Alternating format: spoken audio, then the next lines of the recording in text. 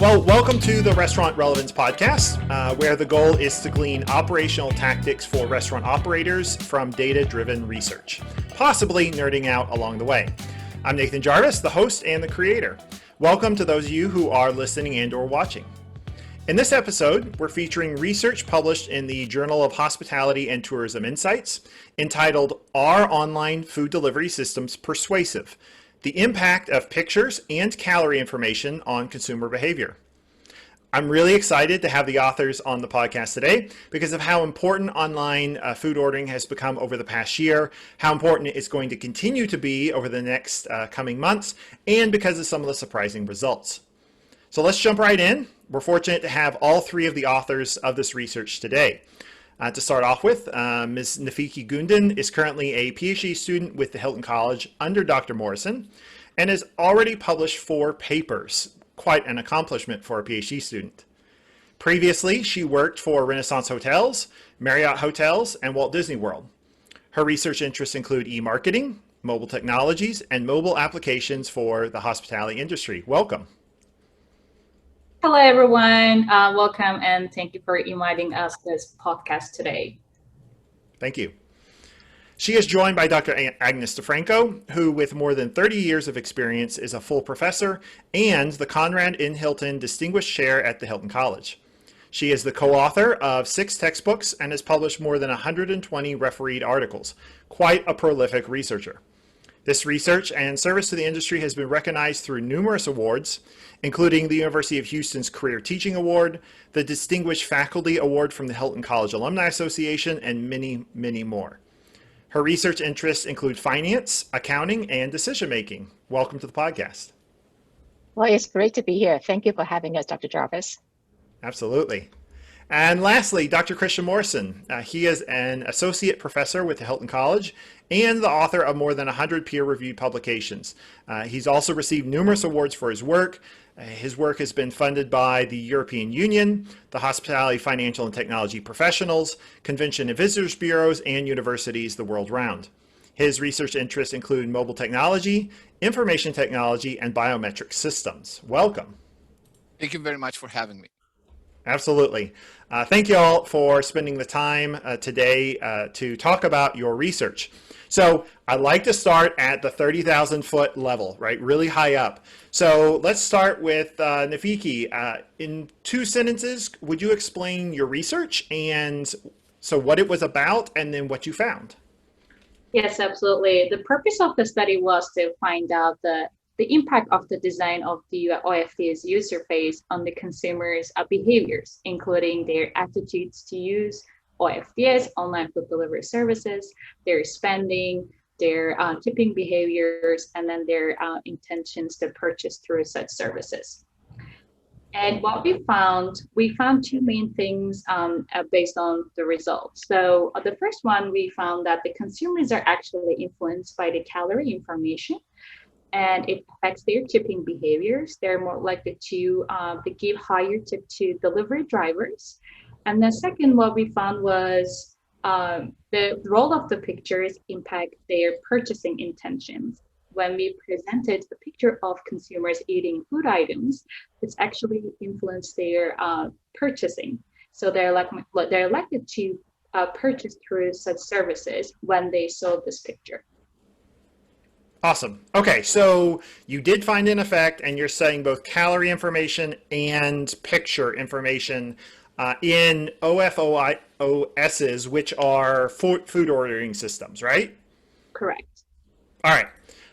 Do you want to elaborate a little bit more? Are we talking DoorDash, Uber Eats, a restaurant website, text messaging, online, phone call? What exactly are you talking about? So we're actually focusing on online food delivery services, including Uber Eats, GrabHub, DoorDash, Postmates, where actually consumers are able to have access to these systems, and they're able to see online menus of the restaurants, and they can start ordering their food items. And after they give when they give the information that is needed, such as address, their payment information, they're able to complete their online food ordering task and the delivery drivers are actually taking that food when it's ready, and then they get it from the restaurants, and then they make sure that the consumers are receiving these orders.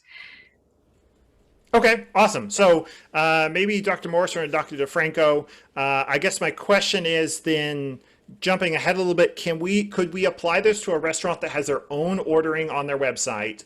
And could this be applied to an online ordering experience where the guest isn't using a delivery driver, meaning if they're ordering it to go and they pick it up in the restaurant? Would this apply to any of those situations? Right. That's a great question, Nathan. And I'm so happy that you asked this question. So in our research, we're trying to basically mimic the interface, the user interface of one of these online food delivery systems, right? So we were looking just at the web interface, the way the consumers interact with the system on their web-based experience, right? Okay. So in order to answer this question, like, is this applicable to the restaurants? I have to take you back to a little story that I always like to tell. It's about Facebook and the system that was really popular before Facebook, right? So I'm sure a lot of members of the audience could relate to that. But before Facebook, there was this system, huge social media called MySpace. And MySpace allowed everybody an opportunity to create a website, just like the restaurants can now create their own websites. And people were allowed so many opportunities to customize that experience, just like every restaurant designs their own website based on, their legacy, their branding, their marketing philosophy, cooking methods, compliance, and whatever vision they have, right? So the same thing happened to MySpace users. Everybody designed websites that reflected their own personality, their own vision for online interactions. And the result was a mess, right? Everything was cluttered, everything was noisy. People put MP3s on their webpage. And Facebook saw this opportunity to basically standardize everything. So when they came into the market, not only that they had the content that was interesting to the consumers, but the interface was so clean and predictable that everybody enjoyed it. So all of a sudden you jump from MySpace, which was cluttered, noisy, to a clean interface where you knew where the picture sharing button was, where the friends button is, you know where to click, and you know what to expect. And that logic is very similar to the way cars are designed, for example, right? So you go into a car, you know where the turn signal is, you know where the wipers are, you know where the climate controls are, you know where the pedals are, right? So everything is predictable, and that's true for website design. So to come back to your question, is this applicable? Yes and no. It is applicable only insofar restaurants can design websites that are clean and intuitive, and people can find information where they're supposed to, where they expect to find it. But if the restaurants design cluttered interfaces where people have to guess and disengage from the main job that they have on that website, which is to find information that informs their decision to purchase, then it's not going to work. So that's why we wanted to mimic this clean interface, right, of these OFDSs, because they designed everything so clean, without all these hedonic elements, without all these things that make your experience pleasant, just to the point so people can order fast and get their food fast. Interesting. I love your storytelling. That's very similar to the way that I try to relate points. So I appreciate the side tangents there. Yeah. Okay, and that's fascinating to think about, because I never would have thought that the cleanness of the design in DoorDash or something like that contributes so much as opposed to a restaurant website. So it sounds like what you're saying is, if a restaurant could design their online proprietary system in a clean way that mimics the way that these online systems are designed, then these results could be applicable to them. Absolutely. And remember, this is a question of design of interface, right? Everybody wants to design an interface that is nice, that is pleasant, that is, fun to interact with, and that's legitimate, because those elements will produce a nice atmospheric, like a cool interaction experience. But we all have to remember, and it's so important in all sorts of design, especially in web design, and especially in highly competitive markets as the restaurant, that the purpose of the website is to guide the consumer to an informed decision to purchase. That's the main job of the restaurant. And the pandemic only demonstrated that, right? If you have a website that is designed to sell, it should do a good job in allowing people to buy fast. If the website, a website can be designed also to promote, right? And if the purpose of the website is to just promote the brand, right? Then that website has to do a good job to make you look at the website. And then the next thing you know is you're going to pick up the phone and call them for an order. If that's the case, then the restaurant website does a good job. So the cleanliness of the interface, the way it's designed intuitively, responsive to different interfaces or different resolutions of different devices that people use is absolutely critical, especially in the post-pandemic world. Wonderful. Thank you. Wow. I had not thought about that. That's awesome. Thank you. All right. So now I'm thinking about all that. All right. So that's how you got to choosing to mimic an online food ordering system. I'm also curious about your choice to look at the presentation of pictures, right, of the food versus someone eating the food in combination with calorie information, either numeric or symbols. If I were building the study, would not have defaulted to, well, I want to study pictures and calorie information. That seemed like something out of left field. So how did that come into play? Why did y'all decide to study both of those elements?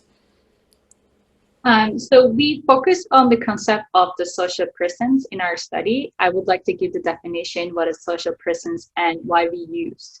So the social preference is the referred to degree of the perceived human contact in the online platforms, such as when we enter the website, we're seeing some greetings, welcome to this website. When we look at the some hotels websites, we are able to see the pictures that people were just walking on the beach and then in the Maldives area. So when we see those pictures, we would like to go there, and then we imagine ourselves that we're there, and then it will actually affect us. Let's just look at this hotel rooms. So this is actually the story behind this concept. And also what we found was there was a gap in the hospitality literature, and more specifically in the OFDS context. So that's why we decided to see whether the consumers' behaviors are changing when we present a picture of the consumer eating that food items. And we use the chicken sandwich for that picture, and then the people are eating that picture, and then it's work for us. The consumers are consumers are likely to purchase a food item through the OFDS.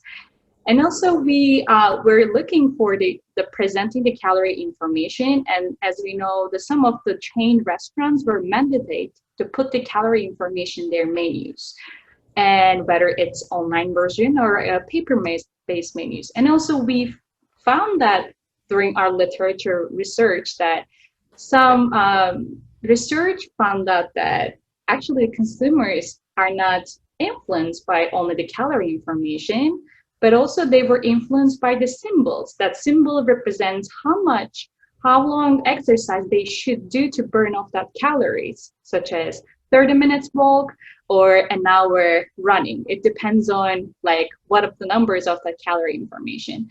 So based on this, what we found from our literature research, so we decided to use presenting the picture of consumers eating that food item.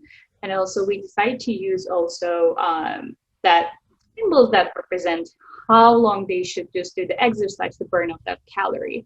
And then we found some changes on consumers' behavior. Okay. All right. So to make sure I'm understanding, you recruited a bunch of people probably online to take a questionnaire to look at pictures, and you gave them pictures of someone, the food item, so a chicken sandwich. This was a good year to use a chicken sandwich, considering all the chicken sandwich wars that are going on. All right, so chicken sandwich, someone eating a chicken sandwich. So they got one of those two pictures, and then they got calorie information, either some sort of number saying, I'm guessing the number of calories, or they got an icon showing them how long they would have to go running, basically, to work off the chicken sandwich. Am I understanding properly? Yeah. Awesome. All right. And again, to give context before your results, it sounds like what you're saying is that other studies have found that those little symbols that show, well, you're going to have to go swim for 45 minutes to work off the sandwich, that was pretty effective at influencing people. That's true? That's what other people have found? Yes, the research, they found that actually that symbols change people's the food choice, and Okay. why this result to in the OFDS context, whether people when they see the weather is going to change their behaviors, whether they're going to purchase or and maybe it will not affect any of their choice. So this is what we try to examine and what we found in our study. Awesome. All right. So, what did you find that to be the case? Were people influenced by the symbols versus the information? So in terms of the calorie information, what we found that the symbols actually did not change their behaviors. What changed their behaviors when we presented calorie with only the numbers? They actually were influenced by these numbers, and more specifically, their tipping behaviors are changed. So what we conclude was consumers, they're actually they elected to give a higher tip to delivery driver, and when they see the calorie information as a numbers. So what we found in terms of calorie in this, and then for the pictures, we found that when consumers, they actually see the pictures of consumers eating food, they're likely to purchase a food item through the OFDAs. This is the second main findings that we conclude based on our results. Wait. So, if you use numbers for calorie information, they're going to tip the delivery driver more. That's what you found? Yes, we found this, and the rationale behind this, that what we conclude was actually consumers, when the straightforward information given to them, and they're likely to accept the delivery driver because of they could feel that the delivery driver is a participant of their online food ordering task, and because of that reason, they're likely to give higher tip to these delivery drivers. Versus when we present the calorie information as the symbols, it did not influence their behaviors. I would not have expected that. That's very interesting. Why? Does that fit into your theory at all? I mean, what's the relationship there? Right. So, so excuse me. The theory that we used is called Elaboration likelihood model, which is a fancy name for basically a theory of attitudes. In other words, a theory that explains how people change their minds, right? So Okay. this has been on top of the minds of most people since ancient times, right? How to persuade someone, how to change somebody's attitudes, how to make them change their mind is a result of what you say to them, right? And this is absolutely important, especially in web design when there's no direct communication, right? So there's no person-to-person communication. So now the website has to be persuasive. It has to provide a message that changes somehow the viewer's mind, right? This is that makes sense. Concept, right? Which, and this is something that was developed in theory in the 80s by the authors of the theory, Petty and Cacioppo. And believe it or not, it has been used extensively in marketing, e-marketing, in web design, especially recently in politics, right? So all the recent US presidents, their campaign had used, this logic of this theory and how to basically persuade people. And the theory says this, right? So theory says this: a message can be persuasive in two ways, right? So people can be persuaded in two ways. One, if the message is relevant to them and people get involved in the message, they're likely to think or to elaborate. And that whole mind process will happen through a central processing route in your mind, and eventually you'll change your mind. After you change your mind, the new way of thinking, the new attitude will last longer, will result in all sorts of decisions towards that particular message, right? Okay. But at the same time, people can be persuaded by other elements of the message that are not necessarily central to how you think, right? They may be these hedonic elements, we call it hedonic elements, but they're basically these peripheral or side elements of a message, like the number of arguments in a message, the strength of the arguments, and even things that we don't necessarily think about as part of the message, like the attractiveness of the messenger, right? That's why you see attractive people in commercials or, you know, speakers and things like that, right? Number of arguments, like all these peripheral cues, as they're called in theory, will influence you to also change your mind if you don't elaborate, if you don't think about it, right? So your mind takes a little bit of a shortcut, and eventually you can change your mind, but the fact that you change your mind is not so long-lasting as if the message went through the central route. But you still can change your mind. So in our design, we wanted to see, okay, what is the likelihood? How can we design elements that are nice and make the experience nicer on the website and can still influence people going through the peripheral route, right? So that's how we tied into theory. We try to influence people who are not necessarily focused too much on the task, but they still absorb these elements, right? So that was our theoretical framework. We're trying to understand how these elements or cues in the message influence the way people change their mind as a result of seeing a message. And it all ties back to the theory, right? It looks like when you see people just like you eating a sandwich rather than just the sandwich itself, that somehow influences you to think, okay, I'm really now ready to buy this sandwich, right? So that really goes back to basically confirming what we try to predict using this theory. And again, this is such a popular theory. It's been used in web design, in political campaigns, in a lot of actual settings. And it's very powerful because it explains how people behave as a result of receiving persuasive communication. Okay, so if a guest is coming to a restaurant website, or in this case, an ordering website online, they're influenced possibly by two things, according to the theory. The central part is, I'm looking for a chicken sandwich. This is a chicken sandwich. Yeah. It's described as a good chicken sandwich. Things that rational arguments associated with the central part of what they're looking for. Exactly.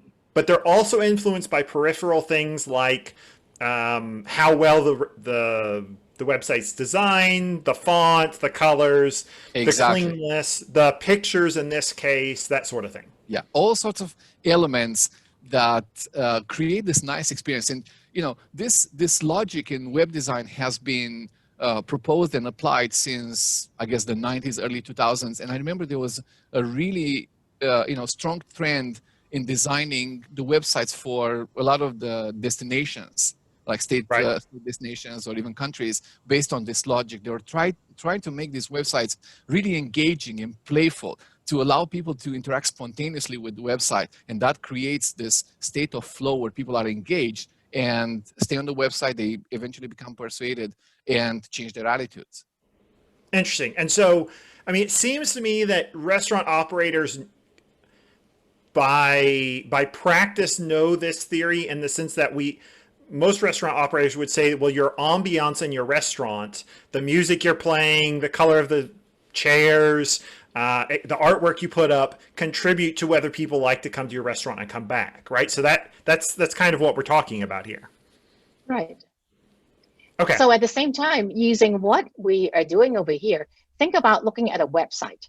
And in OFDS, these platforms is not just for your one restaurant.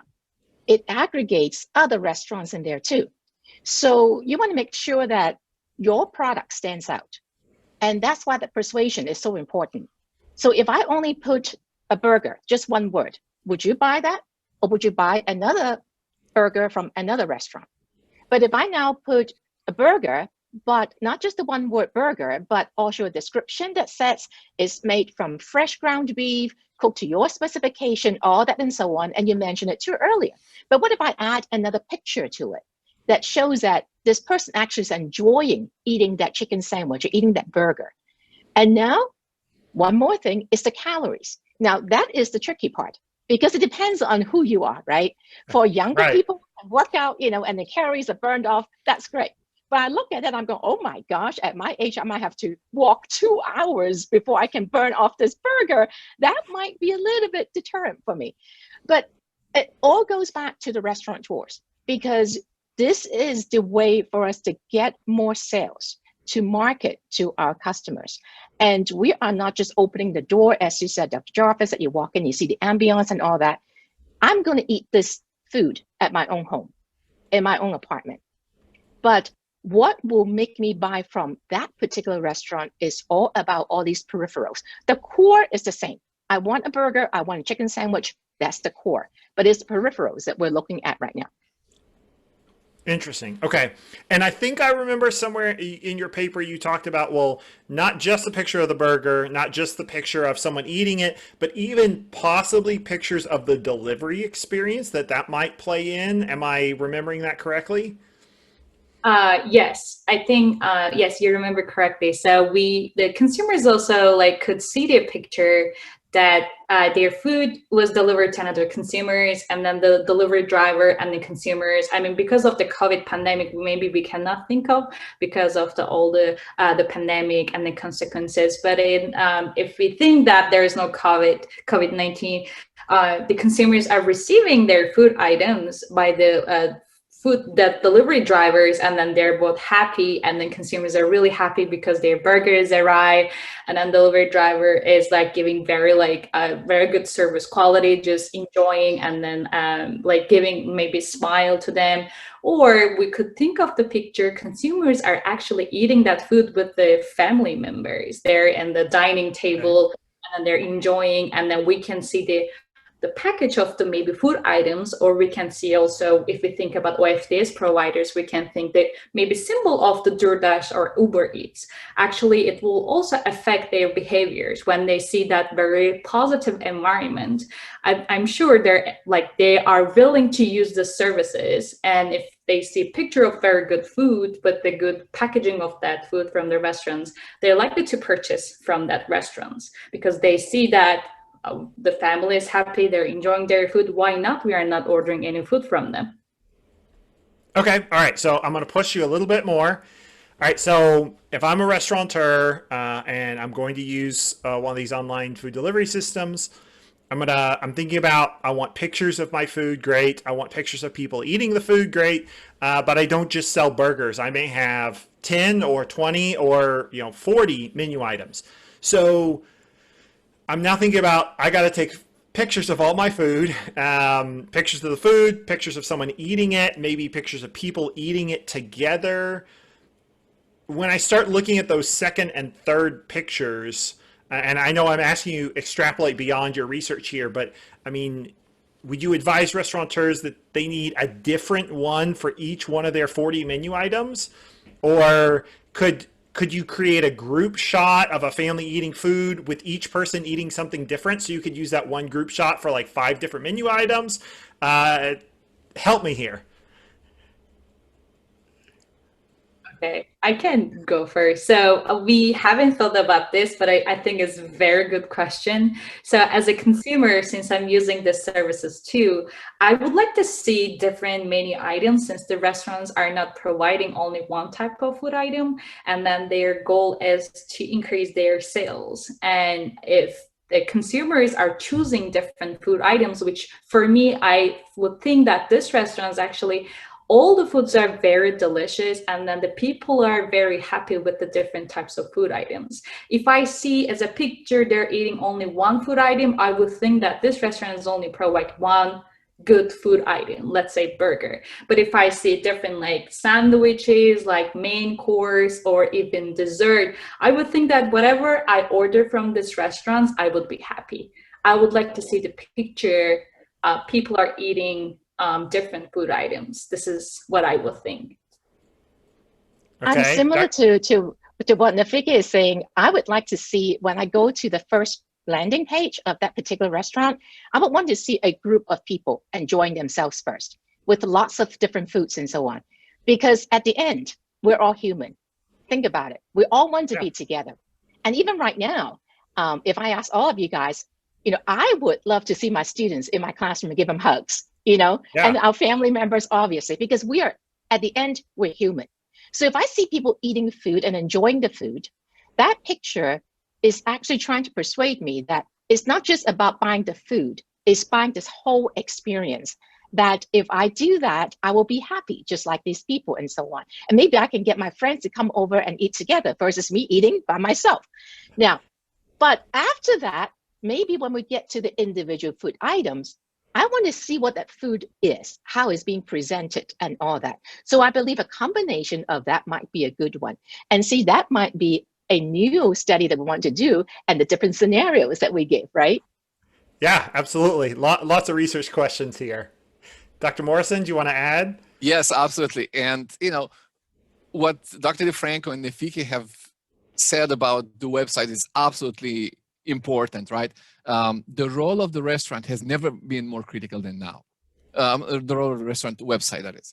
And so for restaurants to build good websites that are persuasive, that show, portray the actual experience and transpose the consumer into the feelings that you will get when you basically consume the food or reconstruct the experience at home, that is absolutely critical for them. So if you look at the most recent trends in web design, right? So you see two trends basically. One is responsive design, which basically is a design layout that instead of shrinking the elements of the website, as people use different screens with different resolution, like tablets and phones, right? The elements rearrange a little bit on the page so that they don't distract the viewer or they don't damage the nice viewing experience. So that's one element. But the second element, and especially that's designed for people viewing or people accessing the website on large screens, and that's especially true now in the pandemic. Everybody has a large screen, everybody has a home office,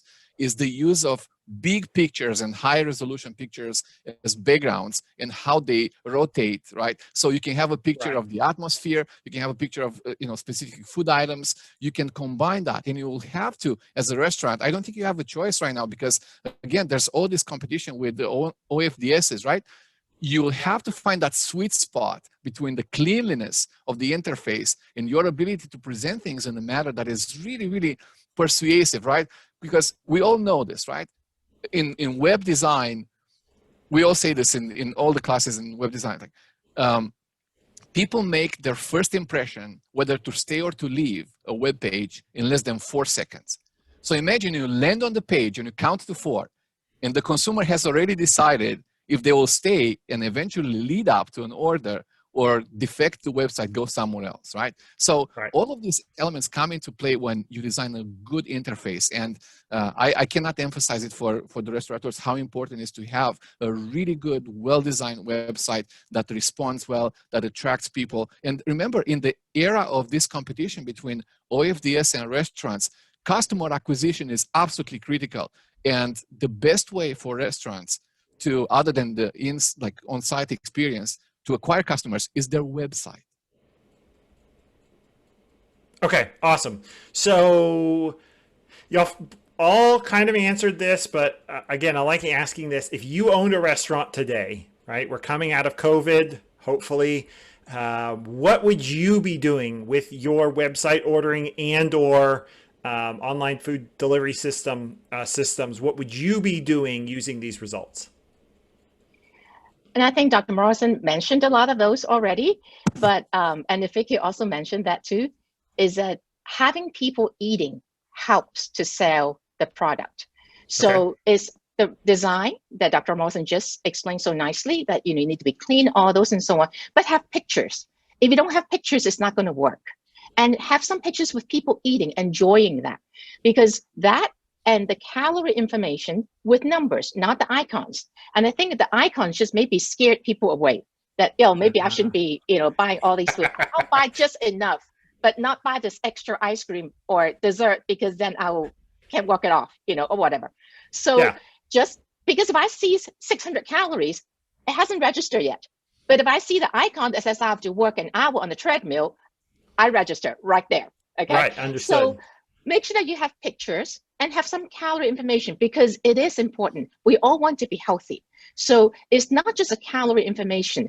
We actually put, information about sodium intake, that the item provides and so on, other things as well. So it's good that we know what we're eating, the nutritional information. So have that in there. But most importantly, as Dr. Morrison said, that design needs to be clean. It needs to be easily accessible. I don't have to click 100 clicks to go into whatever I need to buy and so on. And it's easy for me to check out, okay? Have everything on the cart. I can just push one button, save my credit card information or whatever, and I'll be able to check out. So those are important information that restaurateurs will have to think about, because really this is not going anywhere. It's here to stay. It's going to be just more and more. So we really have to look at our website design. Interesting. Awesome. And you mentioned the number of clicks. I was listening to a podcast the other day with someone from Domino's and their ideation over the years in technology. And he said at one point, because they have their mobile app, which is great, and it's basically a one-click option, because you can save your preference. You can open the app and click order, and it orders. At one time, they were toying around with a 0-click option. So all you had to do was open the app and it automatically ordered your favorite pizza. I just thought that was really fascinating. Yeah, awesome. Go ahead. I wanted to add that it's super fascinating, and that's coming because that's the blend between website design and AI. Okay, so one of the most frustrating things in web design and in general in human-computer interaction is that humans have to make decisions at every step of the way, right? So all these decision trees are really frustrating for the consumers, and AI will allow for that decision making to be outsourced to AI instead of humans, right? So imagine a website that learns your preferences, right, and can calculate with quite good accuracy that you're going to order a chicken sandwich on Tuesdays around 12:30 p.m., right? A.m. too, right? But the system can predict quite well what you're going to order, when you're going to order, and the more data you have to design the AI system, the more accurate the system is going to be, right? So I can definitely see a possibility for a lot of these big companies, OFDSs, to have enough data to be able to predict how consumers order food, right?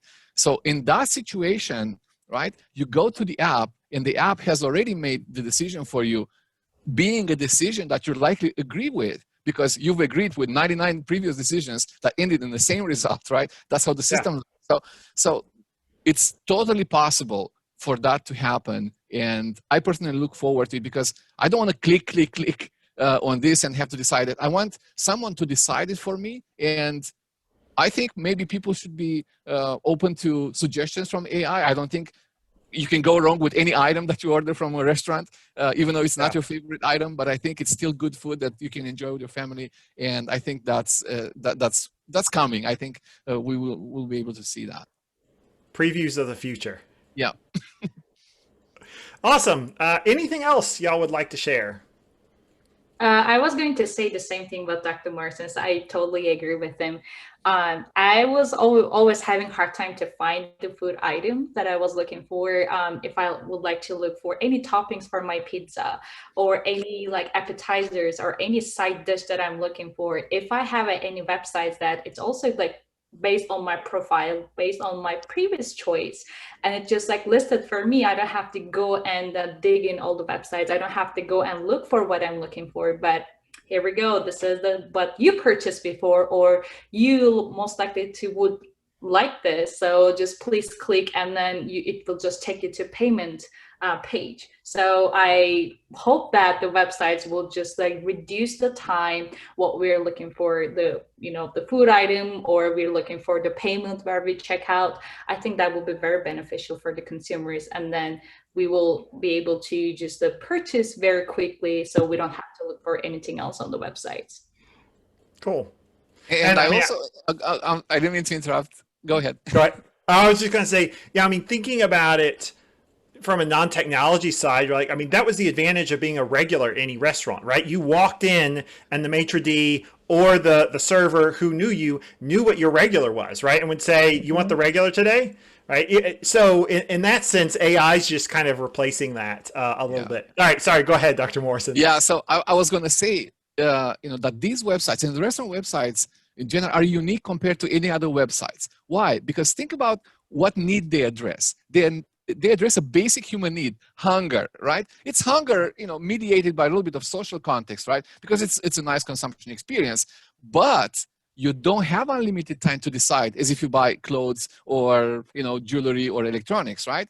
And when you look at what's happening with buying, for example, goods on Amazon or some other platforms, people sometimes will window shop. They'll put things on a fictional cart, which they will abandon. Right. So there's a lot of research understanding that.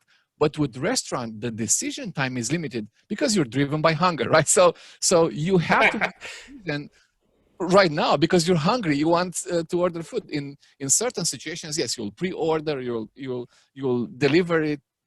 You'll deliver the order. Deliver the order at a certain date and time and things like. But for the most part, we order for immediate consumption, right?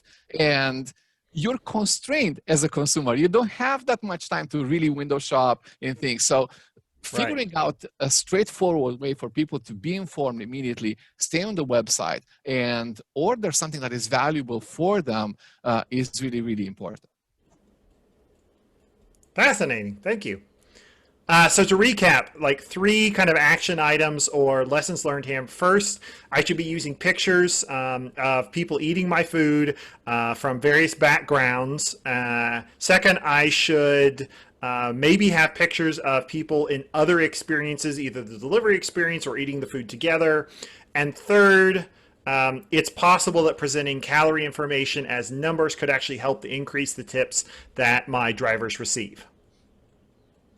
Yes, so it's exactly when the consumers see the picture of eating that the food items, it may actually trigger their the wish to be at that restaurant, wish to eat that food items. And also when we see that as a consumer, different pictures, they're having food items, or they're just have a very happy dining environment. It may affect their behaviors, their purchasing as well.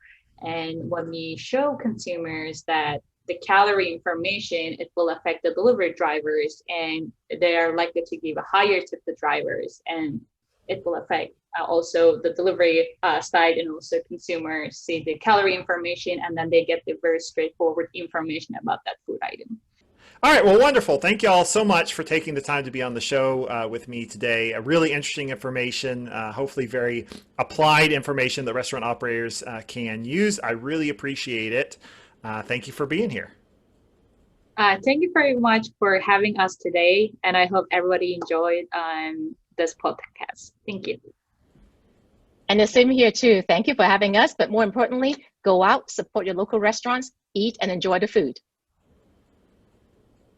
Thank you so much for having us today and allowing us a platform to share our research with the members of your audience. Thank you. And thank you for listening or watching today's show. If you have any questions or comments, please email me at nathan@restaurantrelevance.com. Ciao.